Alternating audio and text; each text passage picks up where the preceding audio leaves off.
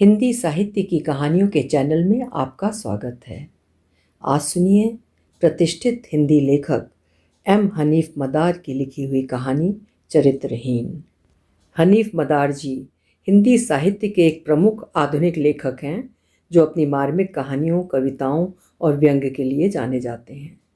उन्होंने मुख्यतः मध्यम वर्गीय जीवन के संघर्षों, सामाजिक कुंठाओं और आधुनिक युवा पीढ़ी की बेचैनी को अपनी रचनाओं में प्रमुखता से दर्शाया है। प्रस्तुत है उनकी कहानी मेरी जुबानी। मैं हूँ सीमा सिंह।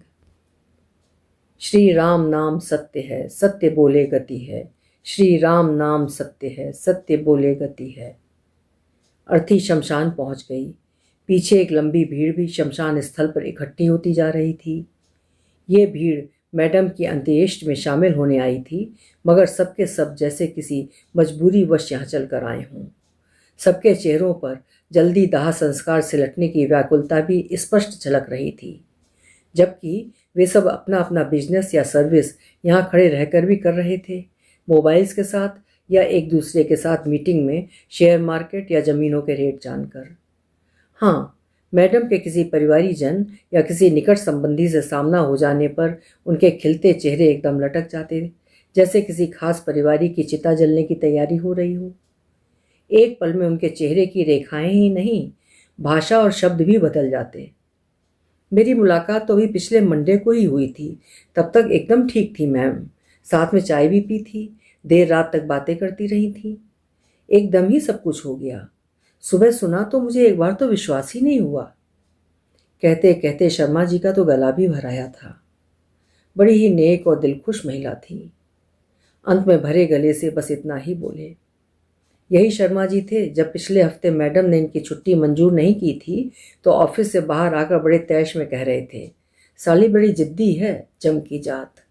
लंबे समय तक इस कुर्सी पर तू ही नहीं बनी रहेगी, एक ना एक दिन तो जाएगी ही। परंतु अब एकदम से उन्हें देवी लग रही थी मैडम। जब भी ऑफिस से निकलती थीं, पीठ थपथपा कर परिवार तक का हालचाल पूछती थीं। बड़ी हिम्मत बढ़ जाती थी हमारी। ऐसा लगता था कि माँ का प्यार मिल रहा है। गुप्ता जी मुंह लटकाए जैसे अपनी माँ की चर्चा कर रहे हों, जबकि गुप्ता जी जानते हैं कि कल तक वे मैडम को आफत की पुड़िया कहते थे। परकटी आफत की पुड़िया। गुप्ता जी के शब्द प्रचलित भी हो गए हैं। वर्मा जी तो फ़ोन पर एनटीपीसी का रेट पूछते पूछते एकदम से क्या कहने लगे, यार मैं यहाँ यमुना घाट पर हूँ। हाँ यार, वो हमारी मैडम आज सुबह एक्सपायर कर गई एकदम से, हार्ट अटैक। हाँ यार, परसों ही पूछ रही थी कि वर्मा जी आपकी बेटी काफ़ी दिन से मिलने नहीं आई। मैंने कहा हाँ मैडम, वो आजकल एग्ज़ाम की तैयारी कर रही है, परसों साथ ले आऊँगा। बोली बड़ी अच्छी बच्ची है। लेकिन आज वर्मा जी ने जेब से रुमाल निकालकर आंखों में आए आंसुओं को सुखा लिया। वर्मा जी ने आए आंसू भी तब पोंछे जब वे आश्वस्त हो गए कि मैडम के भाई ने उन्हें देख लिया है, और वे लाल आंखों से चिता के पास तक भी गए। वर्मा जी इतना तो जानते ही हैं कि आंसू तो आंसू होते हैं, खुशी में हो या गम में उनका रंग और रूप नहीं बदलता। आंसुओं को खुशी या गम का सर्टिफिकेट तो बाहर का वातावरण देता है। खुशी के माहौल में आंसू आए तो खुशी के आंसू, और वातावरण गमगीन हो तो दुख के आंसू। तो वर्मा जी दुखी कैसे हो सकते हैं? वे तो जैसे दुआ मांगते रहते थे मैडम के मरने की। परसों भी तो कह रहे थे, जब तक ये बुढ़ी नहीं मरेगी मेरी बेटी शादी को राजी नहीं होगी। हरामखोर राण ने न जाने क्या उल्टी सीधी पट्टी पढ़ा दी है उसे। खुद तो बुढ़ी हो गई, ब्याह नहीं किया, लड़कियों को और बिगाड़ रही है। ऊपर से कहती है बेटी को मिलवाना। ना जाने कब मरेगी निकम्मी। और तो और ये मैडम का चपरासी है दिलीप, जो यहाँ आने के बाद से 3 बार घड़ी देख चुका है। वो इतनी तेज आवाज़ में बड़बड़ा रहा है कि आसपास के लोगों के साथ 10 कदम दूर खड़ी मैडम की छोटी बहन आसानी से सुन ले। अब ऑफिस मुझे खाने को दौड़ेगा। मैडम को देखते ही जान सी आ जाती थी। यही दिलीप जो पिछले महीने मैडम के 1 हफ्ते तक बीमार रहने पर बड़ा खुश रहा था, ये जानकर कि आज भी मैडम नहीं आएंगी। बड़ा खुश होकर गुप्ता जी से कहता था, आज भी उस रांड का चेहरा देखने को नहीं मिलेगा, समझ लो आज का दिन भी अच्छा गुजरेगा। और जनेऊ को कान में लपेटता हुआ हाथ की कन्नी उंगली उठाकर आगे बढ़ जाता, फिर घंटों में वापस आता था। चिता की लपटें तेज होने लगीं। एक दूसरे को आंखों से इशारा करते हुए बगले झांकते एक एक कर लोग शमशान स्थल के गेट से ऐसे बाहर निकलने लगे मानो खुद की चिता को धोखा देकर बाहर निकल आए हों। बढ़ती लपटों के साथ साथ भीड़ कम होती गई। चिता के धुएं के रूप में उठते जलते शरीर की दुर्गंध हवा के साथ उस बेंच पर भी पहुंचने लगी जहां मैडम के गांव से आए गणेशी और राम प्रकाश बैठे थे। सब ठाठ धरा रह जाएगा जब लात चलेगा बंजारा। इंसान भी पानी के बबूले की तरह है, न जाने कब फूट जाए। गणेशी चिता को एकटक ताकता बड़बड़ाया था। उसे उम्मीद थी बगल में बैठे राम प्रकाश चाचा कुछ बोलेंगे, किंतु राम प्रकाश तो जैसे वहां बैठकर भी वहां थे ही नहीं। गणेशी विचलित था हवा के रुख से जो जलती चिता से होकर उनकी ओर आ रही थी। उसने राम प्रकाश को झकझोर कर कहा, चाचा आओ उधर बैठेंगे, इधर ज्यादा दुर्गंध आ रही है। वास्तव में राम प्रकाश जैसे गहरी नींद से जागे थे। हाँ तू चल।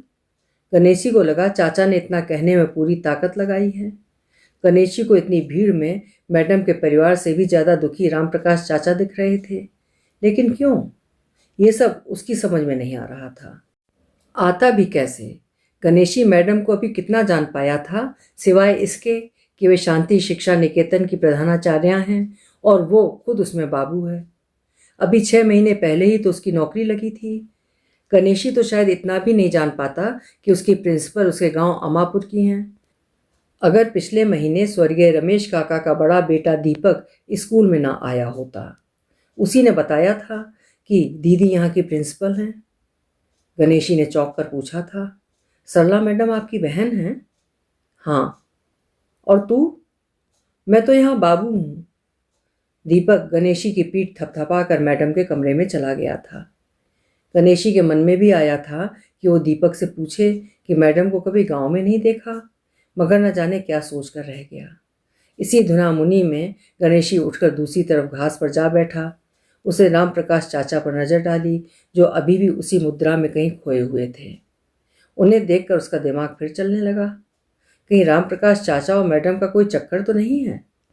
निश्चित ही कोई चक्कर है, क्योंकि शमशान स्थल पर बैठे बैठे वो इतना तो समझ ही गया था कि राम प्रकाश मैडम के परिवार में से तो कम अज कम नहीं है, क्योंकि मैडम के भाई या बहन राम प्रकाश को बस इतना जानते हैं कि वे उनके गांव के सरकारी स्कूल में मास्टर हैं और गणेशी के पिता के दोस्त हैं, इसलिए गणेशी उनसे चाचा कहता है।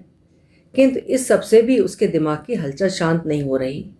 दोनों के चक्कर वाली बात भी उसके गले नहीं उतर रही, क्योंकि राम प्रकाश चाचा तो शहर रहते हैं, गांव में तो बस पढ़ाने आते हैं, कभी कभार उसके घर आ जाते हैं, मगर मैडम को तो उसने बचपन से अब तक 25 वर्ष की उम्र में गांव में या अपने शहर में देखा तक नहीं, ना ही कोई चर्चा ही सुनी। अतः वो थक गया, उसकी समझ में कुछ नहीं आ सका। आप भी सोच रहे हैं कि मैं आखिर किसकी और कैसी कथा सुना रहा हूँ, तो असल बात यह है कि गणेशी की समझ में कुछ नहीं आने वाला। गणेशी का तो तब जन्म भी नहीं हुआ था जब राम प्रकाश शहर के बीएलए कॉलेज में बीए अंतिम वर्ष की पढ़ाई कर रहे थे। रिटायर कर्नल के बेटे राम प्रकाश को मौके बेमौके कॉलेज की कई लड़कियां प्यार भरी निगाहों से टकटकी लगा लेती थीं। कोई उनकी संपन्नता की मुरीद थी, कोई उनकी वाकपटुता की गुलाम, तो कोई उनकी शक्ल सूरत पर मरती थी। उन सबका राम प्रकाश को ताकने का नज़रिया भले ही अलग अलग था, किंतु पहले पहल तो सबकी नज़रों में उनके प्रति चाहत ही थी। राम प्रकाश उनकी चाहत से जानकर भी अनजान बने फिरते थे, इसलिए लड़कियां उन्हें पीठ पीछे गाली भी देती थीं। जो उनकी खीज होती उसे वे आपस में बातों के रूप में बांट भी लेती। यार लिली, यह आदमी है या पत्थर? पता नहीं क्या समझता है अपने आप को। फौजी बाप का बेटा है ना, कुछ तो गुण होंगे ही, दूसरी का सपाट जवाब होता था। लेकिन जाएगा कहाँ, किसी न किसी पर तो मरेगा ही। तीसरी लड़की हल्के से लिली के गाल को नोच लेती और अगर राम प्रकाश को उधर आते देख लेती तो निरी भारतीय स्त्री बनकर शर्मा जाती, या शायद डरती भी थी उनसे। राम प्रकाश की क्लास उन्हें जिद्दी और गुस्सैल कहती थी तो लड़कियां उन्हें अकड़ू। आदमी चाहे जितना गुस्सैल, जिद्दी या अकड़ू हो, उसके अंदर कहीं ना कहीं एक इंसान भी बसता है, एक कोमल इंसान जो शायद प्रेम के बिना भी रह नहीं सकता। यह अलग बात है कि प्यार को पनपने के लिए किसी खास जमीन, वातावरण या मिट्टी की आवश्यकता नहीं होती। यही एक ऐसा अंकुर है जो बिना बोए कहीं भी किसी के लिए फूट सकता है। ठीक इसी तरह राम प्रकाश के मन में भी बीए प्रथम वर्ष की छात्रा सरला के लिए प्यार का अंकुर फूटा था। वरना उन्हें क्या जरूरत थी सरला के विषय में ये सब जानकारी करने की कि सरला पास के गांव अमापुर के रमेश ड्राइवर की बड़ी लड़की है। उन्होंने न जाने कहाँ से जानकारी भी कर ली थी कि सरला के घर वालों की आर्थिक स्थिति ज़्यादा ठीक नहीं है। वो खुद सिलाई का काम करके अपनी पढ़ाई पूरी कर रही है। कॉलेज में राम प्रकाश अक्सर सरला के आगे पीछे घूमते, किंतु सरला को जैसे पढ़ने के अलावा दूसरा काम ही नहीं था। ऐसा भी नहीं था कि सरला को बारिश की बूंदें अच्छी न लगती हों, फूलों और उनकी खुशबू से भी अनजान नहीं थी। 18वें बसंत की मनोहारी छटा उसके चेहरे पर ही नहीं पूरे बदन में उतर आई थी। महंगे लिबास में ढकी अन्य लड़कियों से ज़्यादा आकर्षक वो मामूली सलवार कुर्ते में दिखती, चंचल तितली सी। बात बात पर उसकी उन्मुक्त हंसी, हंसते हुए सांवले चेहरे पर उसके सफ़ेद दांत ऐसे दिखते जैसे अंधेरे आसमान में बिजली चमकी हो। उसके भीतर का युवा मन उसे भी विचलित करता था मौसम के बदलने पर। तब सरला दिल और दिमाग के रूप में दो हिस्सों में बढ़ जाती और दिल पर मस्तिष्क हावी हो जाता अपने भविष्य की महत्वाकांक्षाओं और वर्तमान की समस्याओं को लेकर। वो अपने दिल के साथ हारती रहती, इसलिए वो राम प्रकाश को जानकर भी अनदेखा करती।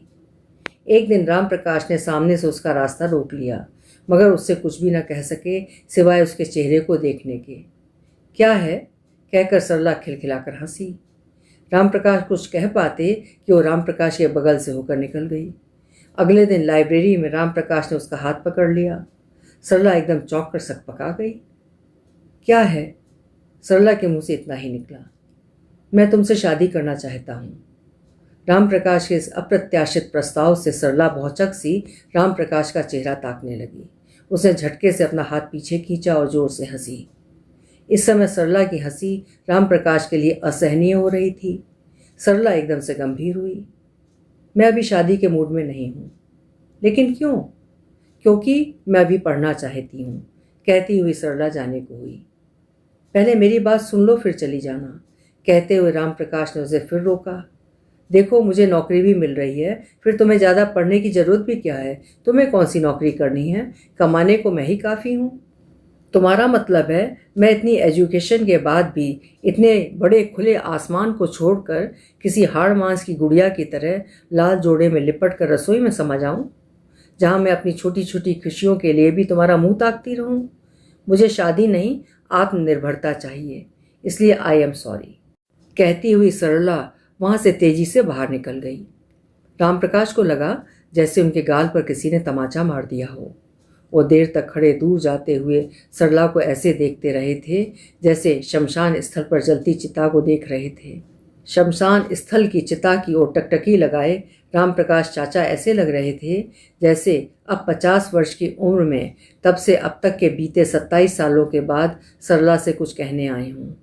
यमुना किनारे की शांत शीतल हवा में शमशान घाट की बेंच पर बैठकर चिता को ताकते ताकते उनकी चुधियाई सी आंखें मिच गईं, जैसे अपने आप में ही कहीं गहरे डूब गए हों। मन के ख्यालों में डूबते उतराते वे एक ऐसे धरातल तक जा पहुँचे जहाँ सरला उनके सामने खड़ी धीमे से मुस्कुरा रही थी। ये शेरेटन होटल का लॉन था। 5 वर्ष पहले प्रिंसिपल बनने के बाद सरला ने ही उन्हें पत्र डालकर मिलने को वहाँ बुलाया था। तब उसके चेहरे पर वो उन्मुक्त हंसी नहीं थी। बसंती चेहरे पर जीवन के संघर्ष की रेखाएं उभर आई थीं। काली घटा से उमड़ते बालों में धूप सी सफ़ेदी चमक रही थी। आंखों पर चश्मा चढ़ाए साड़ी में लिपटी सरला को राम प्रकाश बिना कुछ बोले अपलक देख रहे थे। अनायास सरला क्या है कहकर हंसती। तब राम प्रकाश कुछ सहज हो सके थे। मैं तुम्हारे गांव में मास्टरी कर रहा हूँ, राम प्रकाश ने बात का सिरा पकड़ना चाहा था। मुझे मालूम है, सरला का सपाट सा उत्तर था। लेकिन तुम? राम प्रकाश ने बात आगे बढ़ानी चाहिए। सरला के होंठ हल्की सी मुस्कान में फैले। राम प्रकाश, तुम्हारी आदत रही है कुरेद कुरेद कर मन की बातों को पूछने की, लेकिन आज मैं तुम्हें परेशान नहीं करूंगी, सब बताऊंगी। सरला राम प्रकाश के बगल में बैठ गई थी। उसने एक गहरी सांस भरी, फिर बोली, उस दिन कॉलेज में मेरा मूड अपसेट हो गया था, इसलिए मैं वहाँ से निकलकर शालू के घर चली गई थी। वहाँ से घर पहुँचते पहुँचते मुझे शाम हो चुकी थी। मैं बहुत खुश थी क्योंकि उस दिन पापा घर आ रहे थे। मैं पापा से बहुत प्यार करती थी। उस दिन घर में घुसते ही मुझे कुछ अजीब सा लगा था। घर में छोटू ने तेज आवाज़ में टीवी नहीं बजा रखी थी, जिसे मैं रोज़ घर पहुंचकर बंद कराती थी। चूल्हे में आग और धुएं के बिना भी माँ की आंखों में आंसू थे। पापा का सिर उनके दोनों हाथों में टिका था। इन सबके बीच की रिक्तता में एक मौन का सा सन्नाटा पसरा था। इतना सब कुछ मुझे विचलित कर देने को कम नहीं था। मैं सहमी सी पापा के पास पहुंची थी। पापा, मेरा इतना कहना था कि पापा ने एक थप्पड़ मेरे मुंह पर मारा था। उन्होंने दूसरा हाथ उठाया ही था कि चूल्हे से उठकर मम्मी ने पापा का हाथ पकड़ लिया। अब तुम इस पर हाथ उठाकर क्यों खुद को पाप का भागी बना रहे हो? उस पल मैं बिल्कुल भी नहीं समझ पाई कि माँ ने मुझे पापा से बचाया था या मुझे गाली दी थी। मैं आंखें फाड़े कुछ समझने का प्रयास करती कि माँ मुझे बालों से पकड़कर लगभग घसीटती हुई अंदर कमरे में ले गई थी। उन्होंने किसी कैदी की तरह मुझे कमरे में ढकेल दिया था। छोटी के खड़े खड़े पैर कांप रहे थे। तू यहाँ क्यों खड़ी है निकम्मी, चल यहाँ से। माँ की डांट से डरकर छोटी बगल वाले कमरे में चली गई, जहाँ मैं कपड़े सिलती थी।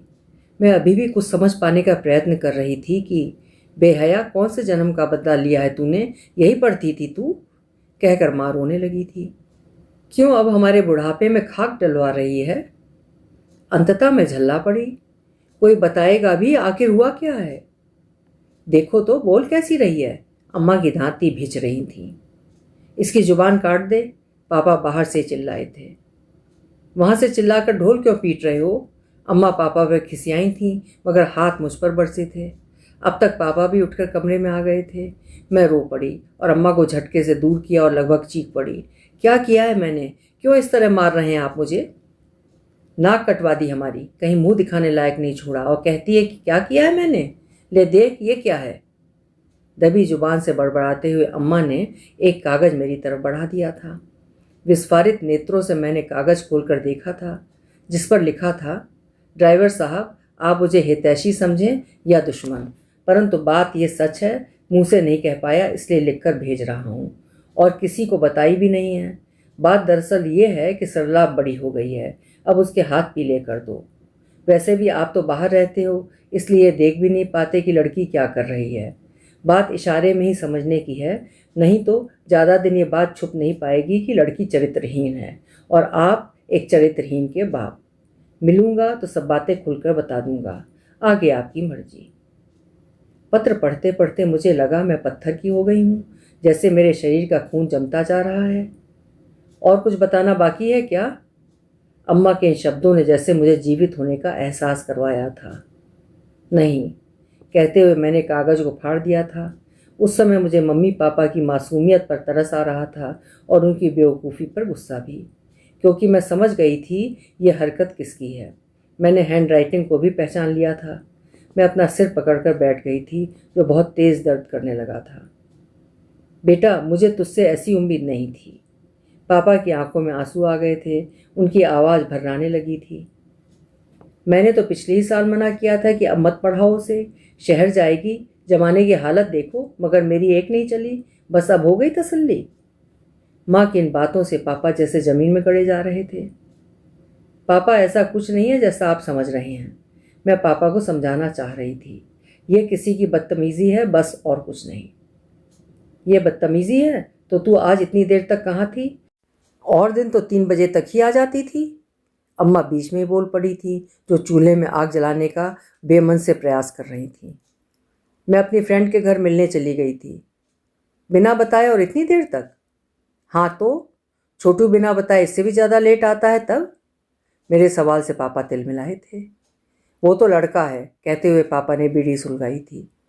तू उसकी बराबरी करेगी? अम्मा फिर बोली थी।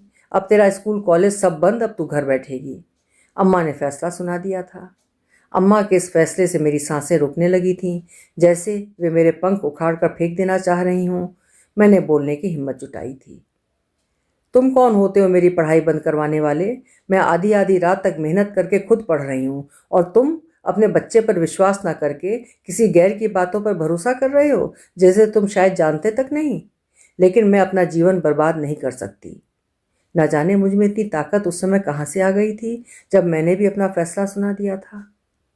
ना हमें सिलाई करवानी ना पढ़ाई, हमारा घर है, हम जैसे चाहेंगे वैसे रहेगी तू, समझ ले। कहते हुए पापा बाहर निकले थे। इस बार मैं रोई गिड़गिड़ाई, पापा ये सब झूठ है, शरारत है किसी की, मुझे पढ़ने दो प्लीज़ पापा। मगर पापा नहीं पिघले। पापा के निकलने पर मैं जैसे उन पर चिल्लाई थी, तो सुन लो आप भी, मैं अपनी पढ़ाई नहीं छोड़ सकती, चाहे इसके लिए मैं आपका घर छोड़ दूंगी। उस दिन पहली बार मैं पापा से इतनी ऊंची आवाज़ में बोली थी। सुनकर पापा एकदम से मेरी ओर मुड़े थे। क्या क्या कहा तूने? कहाँ जाएगी तू? अब तू ज़्यादा पढ़ गई, जा चली जाना। पापा ने मेरा बचपना समझकर व्यंग किया था या शायद चुनौती। हाँ, अम्मा ज़रूर पापा पर गुर्राई थी। क्या कहा तुमने? हाँ हाँ ठीक कहा है, घर से बाहर निकलकर सब भूल जाएगी और हम समझ लेंगे हमारे लिए मर गई। वैसे भी हमारे जीने को बचा ही क्या है। पापा के शब्द घोर हताशा में डूबे थे। उन्होंने जेब से शराब की थैली निकालकर गिलास में उड़ेली थी। राम प्रकाश को ये सब बताते हुए सरला कहीं खुद में ही डूबी हुई थी। तुम्हें पता है राम प्रकाश, उस दिन मेरे घर में किसी ने खाना नहीं खाया था, कहकर सरला शांत हो गई, जैसे सपने से बाहर आ रही हो। उसने राम प्रकाश की ओर देखा। राम प्रकाश अभी भी नजरें झुकाए सरला के बोलने का इंतजार कर रहे थे। राम प्रकाश, मुझसे मेरा घर छूटा, किंतु कागज पर लिखा हुआ वो चरित्रहीन शब्द मेरी आत्मा से अलग नहीं हुआ, कहकर सरला ने अपना चश्मा उतारा और गीली हो गई आंखों की कोरों को अपने साड़ी के पल्लू से सुखाया था। चश्मे में दिखता राम प्रकाश का बिंब जैसे आंखों में उतर आया हो, जिसे देखकर राम प्रकाश के होंठ फड़फड़ाए कि सरला ने अपने होठों पर अंगुली रखकर उसे शांत करा दिया। राम प्रकाश केवल गहरी सांस भरी ले पाए। सरला बोलने लगी थी, अभी मेरी कहानी खत्म नहीं हुई है मास्टर साहब, पहले उसे पूरी सुन लीजिए। मैं दूसरे दिन कॉलेज गई थी। सुनते ही राम प्रकाश ऐसे चौंके मानो किसी ने सोते में उनको थप्पड़ मार दिया हो। क्या तुम? मुंह से इतना ही निकला। हाँ, उनकी कुएं जैसी गहरी हो चली आंखें सिकुड़कर गोल हो गईं। सरला पुनः एक कटीली सी मुस्कान के साथ कहने लगी थी, हाँ, मैं तुमसे मिलने गई थी। घर तो मैं सुबह ही छोड़ आई थी। कॉलेज में तुमसे कुछ कहने और बताने गई थी, परंतु तुम मुझे वहाँ नहीं मिले थे। उस दिन तुम भी कॉलेज नहीं आए थे। कहते कहते सरला शून्य में ताकने लगी थी, जैसे कुछ पढ़ने की कोशिश कर रही हो या लिखावट पर जमी धुंध के छटने का इंतजार। एक क्षण बाद वो फिर बोलने लगी, घर छोड़ना मेरे लिए आसान नहीं था, किंतु जो हुआ उस सब के साथ वहाँ रह पाना मेरे लिए कहीं ज़्यादा मुश्किल था। मैं अम्मा पापा को तिल तिल मरते भी नहीं देख सकती थी। वे अनपढ़ और सामाजिक मान मर्यादाओं में जकड़े हुए थे। तब शायद मैं अकेली उनके समाज से नहीं लड़ सकती थी। मैं रात भर ऐसे ही सोचती रही थी। सुबह घर छोड़कर मैं बहुत पछता रही थी कि किधर जाऊं। मैं स्वाभिमानी थी, वापस भी नहीं जाना चाहती थी। इसी उधेड़बुन में मैं स्टेशन पहुंच गई थी। स्टेशन की बेंच पर बैठकर मैं घंटों रोती रही थी। मैंने अपने आंसुओं को बाहर नहीं आने दिया, अंदर ही पीती रही थी, क्योंकि मैं जानती थी बाहर निकलने वाले आंसू इस दुनिया में मेरा दर्द नहीं, बेबसी बयां करेंगे और मौका देंगे उन अनगिनत आँखों को जो चारों ओर से मुझे घूर रही थीं या कहूँ नोच रही थीं मेरे जिस्म को, जैसे मैं उनके लिए एक इंसान नहीं, स्वादिष्ट गोश्त हूँ, केवल गरम देह। उन आँखों में एक वहशीपन था। वे आँखें मुझे इंसानों की नहीं, शिकारी चीतों की सी दिख रही थीं। मुझे लग रहा था वे आँखें मेरे आंसुओं को देखकर गिरगिट की तरह हमदर्दी का बाना पहनकर मेरे करीब आ जाएंगी। फिर शायद मैं भी दूसरे दिन अखबार की एक छोटी खबर बनकर ही रह जाऊंगी। सरला ने एक पल राम प्रकाश के चेहरे पर नजर डाली। राम प्रकाश ऐसे पलके झपक रहे थे मानो किसी रोमांचकारी शिकार का हाल सुन रहे हों। राम प्रकाश, तब घर से निकलकर मुझे चिंता भूख की नहीं, बल्कि इंसानों के बीच खुद को इंसान समझकर सुरक्षित खड़े रहने की थी। बावजूद इसके मैं हारना भी नहीं चाहती थी, क्योंकि हारना मेरे लिए मौत के बराबर था। मैं खड़ी होना चाहती थी, तुम्हारे समाज की मर्यादा में लिपटे चरित्रहीन शब्द के खिलाफ, जो स्त्रियों के सपनों और आकांक्षाओं को मारकर उन्हें आत्महत्या करने को विवश करता रहा है। किंतु मैंने जहर नहीं खाया और ना ही रेलवे लाइन पर लेटकर अपनी जान दी, बल्कि सीना ताने खड़ी रही अपने इरादों के साथ। कहते कहते अचानक सरला किलस्ती सी राम प्रकाश की ओर मुड़ी। जानते हो राम प्रकाश, उस समय अचानक मेरे दिमाग में इकबाल की 2 लाइनें कौंधी थीं जो मैंने बचपन में पढ़ी थीं। संसार में अपने पंखों को फैलाना सीखो, क्योंकि दूसरों के पंखों से उड़ना संभव नहीं। मैं बचपन में इनका अर्थ नहीं समझ सकी थी, लेकिन उस दिन स्टेशन पर मैंने इन लाइनों को भली भांति समझा था। तब खुद को साबित करने की दृढ़ प्रतिज्ञा के साथ मैं अपने शहर से दूर इस शहर में चली आई थी। इस तरह विदेशियों की तरह बोलती हुई सरला में राम प्रकाश की आंखें कॉलेज में नजरें झुकाए चुपचाप सहमी सी घूमने वाली सरला को खोज रही थीं। इसकी गवाही उनकी आंखें सरला के चेहरे पर एवं सिकड़ी हुई भौहें दे रही थीं। उनका मुंह खुला का खुला रह गया था। उनका अचंभा सातवें आसमान पर था। सरला उठकर टहलने लगी थी। वो अचानक रुकी और बोली, रामप्रकाश, तुम्हें किसी फिल्म की कहानी सी लग रही होगी। वो रामप्रकाश की ओर ऐसे मुड़ी थी जैसे क्लास में बैठे बच्चों को हिदायत दे रही हो। ऐसा समझने के लिए पूरी तरह तुम ही दोषी नहीं हो, क्योंकि तुम भी उसी समाज का एक अंग हो जो सदियों से स्त्री को अबला समझने के भ्रम में जीता आ रहा है। क्या फर्क पड़ता है अगर लक्ष्मीबाई, चांद बीबी, रजिया सुल्तान, बेगम हजरत महल, मीरा, सहजोबाई, अहिल्याबाई होलकर जैसी अनगिनत स्त्रियों की वीरता एवं संघर्ष के कारनामों से भारतीय इतिहास रंगा हुआ है। सरला का चेहरा गंभीर होता जा रहा था। वो किसी रौं में बोले जा रही थी। Indira Gandhi, mother Teresa, Kalpana Chawla, madam Curie जैसी स्त्रियों के गाड़े हुए परचम अभी भी हमारे बीच लहरा रहे हैं। अब सरला की आवाज़ भी बुलंद होती जा रही थी। राम प्रकाश को सरला कोई महान क्रांतिकारी सी नजर आ रही थी। सरला निरंतर बोल रही थी। महाश्वेता देवी, मैत्रेयी पुष्पा, तस्लीमा, अरुंधति, मेघा पाटकर, बछेंद्री पाल, सानिया मिर्जा, मलाला, मायावती जैसी हजारों स्त्रियां प्रत्यक्ष प्रमाण के रूप में मौजूद हैं। बोलते बोलते सरला एकदम शांत होकर गहरी गहरी सांसें लेने लगी। उसकी सांसों की गति के साथ उठता गिरता उसका वक्ष स्थल उसके भीतर उठ खड़े हुए किसी ज्वार भाटे को दर्शा रहा था। लगभग क्रोध से विकृत होता सरला का चेहरा डरावना हो गया था, जिसे देखकर रामप्रकाश के चेहरे की हवाइयां उड़ रही थीं। उन्हें लग रहा था जैसे वे किसी अदालत में अपने फैसले का इंतजार कर रहे हों। कुछ पल की क्रिया के बाद सरला खुद को स्थिर करते हुए बोली थी, इतने असंख्य प्रमाणों के बाद भी तुम्हारी दकियानूसी मानसिकता स्त्री को खुद से कमतर और कमजोर आंकती रही। सरला के शब्द जैसे बर्फ में डूबे थे। सरला पैर के अंगूठे से जमीन को रेतती हुई कहने लगी थी, रामप्रकाश, मैं तुम्हारी जिंदगी में आना चाहती थी, मगर तुम पर बोझ बनकर नहीं, साथी बनकर। इसलिए मैं पढ़ना चाहती थी, आत्मनिर्भरता के लिए। मगर तुमने मुझे तोड़कर जीतना चाहा था, क्योंकि तुम समाज से मिले अपने अधिकार को भली भांति जानते थे। स्त्री के चरित्र हनन का अधिकार, जिसके मानक तुमने बनाए हैं, तुम ही उसके चरित्र का सर्टिफिकेट देने का अधिकार रखते हो, और वही तुमने किया था, मेरे चरित्रहीन होने का सर्टिफिकेट देकर। सरला की अंगुली सीधी रामप्रकाश की ओर थी। सरला के इन शब्दों से रामप्रकाश पर जैसे बम फटा था। उसका चेहरा काला पड़ गया था। वे मुंह में आया थूक भी नहीं निगल पा रहे थे। रामप्रकाश को सामने खड़ी सरला की मुस्कुराहट और परेशान कर रही थी। उन्हें सरला के चेहरे की मुस्कान सामान्य नहीं लग रही थी। सरला की मुस्कान से वातावरण जहरीला होने लगा था, जिसमें रामप्रकाश को सांस लेना मुश्किल हो रहा था। उन्हें घुटन हो रही थी। सरला, मुझे, इन दो शब्दों को बोलने में रामप्रकाश ने शरीर की पूरी ताकत झोंक दी थी। इतना भर कह पाने में रामप्रकाश का शरीर लगभग कँपकँपा गया था। सरला जैसे उनकी स्थिति भाप गई थी।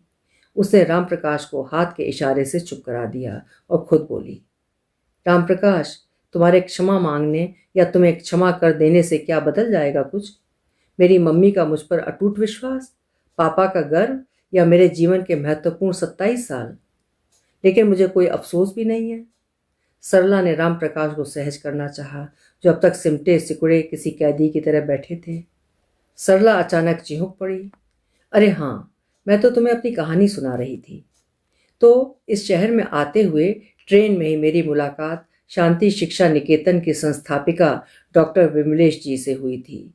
सन की तरह सफ़ेद बालों वाली उस 70 वर्षीय महिला की आंखों की चमक को मैं अभी तक भूल नहीं पाई हूँ। मैं तो ट्रेन में सीट के कोने में चिपकी बैठी खुद में ही इतनी डूबी थी कि मुझे तो पता ही नहीं चला कि मेरे सामने वाली सीट पर कब आकर बैठ गई थी। विचारों में इतना डूबना ठीक नहीं होता बेटा। मुझे टटोलते हुए ये वाक्य उन्होंने दोबारा कहा था। तब मैं सचेत हुई थी। मैं जैसे कोमा से बाहर आई थी। तब मैंने उन्हें सामने बैठे देखा था। मैंने उन्हें नमस्ते किया था। तब उन्होंने ही बताया था कि मैंने एक बार तो उनकी बातों को सुना ही नहीं था। मुझे लगा वे शायद मुझसे बातें भी नहीं करती यदि उस कंपार्टमेंट में भीड़ भाड़ होती तो। दरअसल कंपार्टमेंट में वो भी मेरी तरह तन्हा थीं।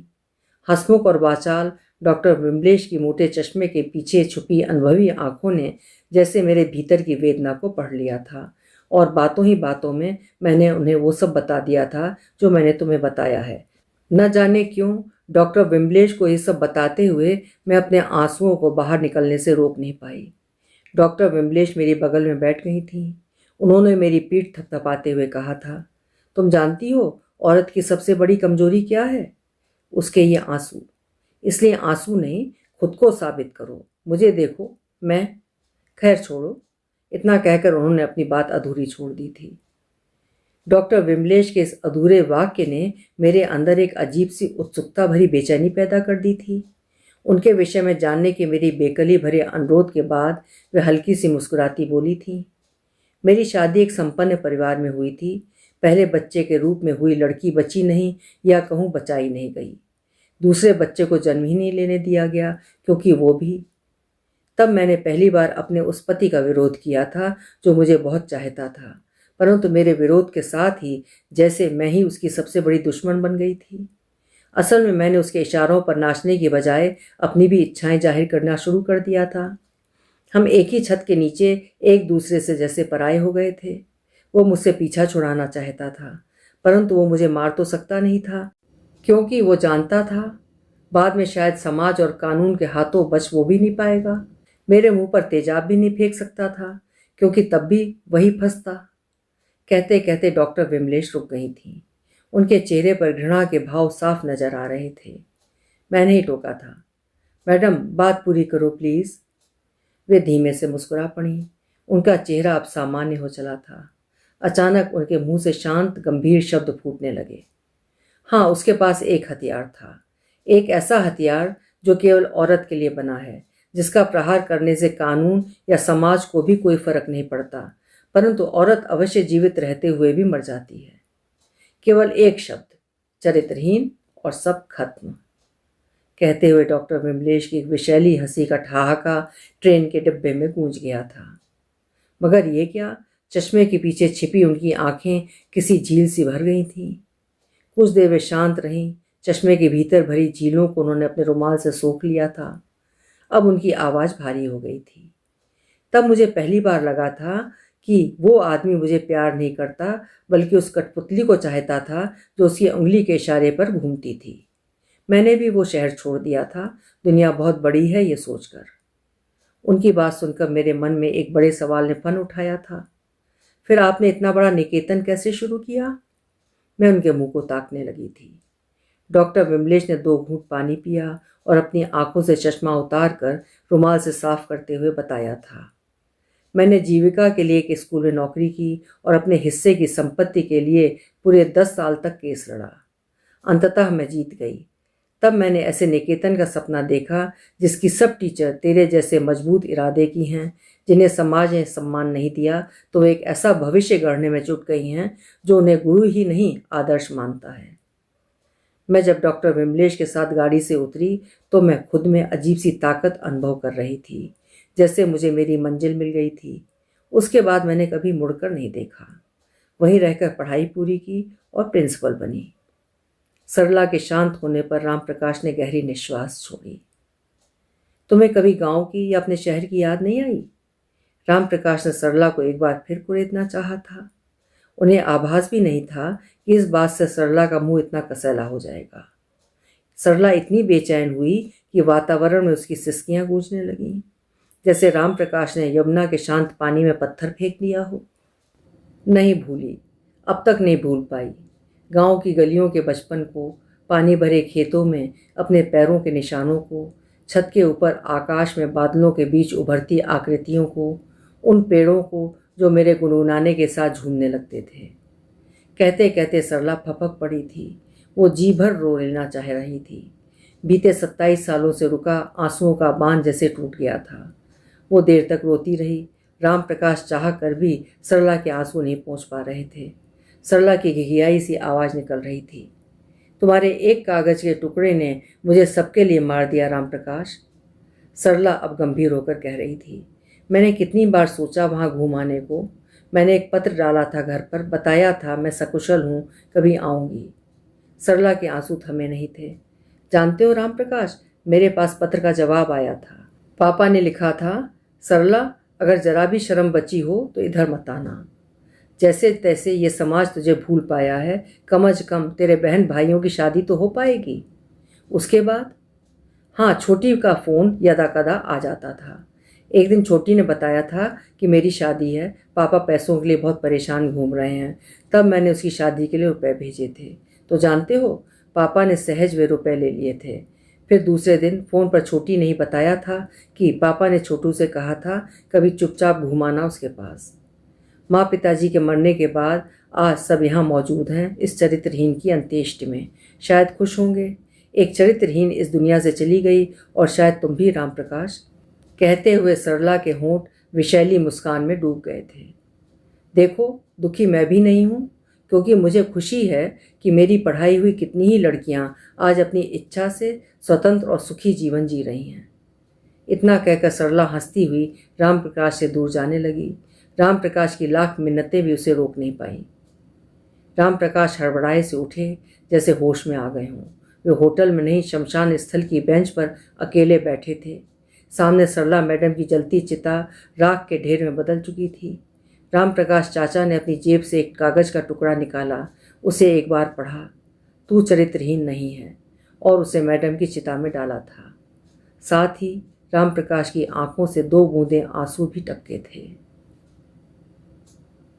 अभी आप सुन रहे थे हमरंग.com वेब पत्रिका के संपादक हनीफ मदार साहब की लिखी हुई कहानी चरित्रहीन।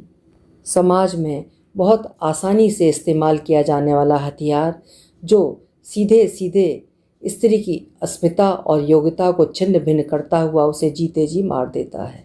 उम्मीद है कहानी आपको ज़रूर पसंद आई होगी।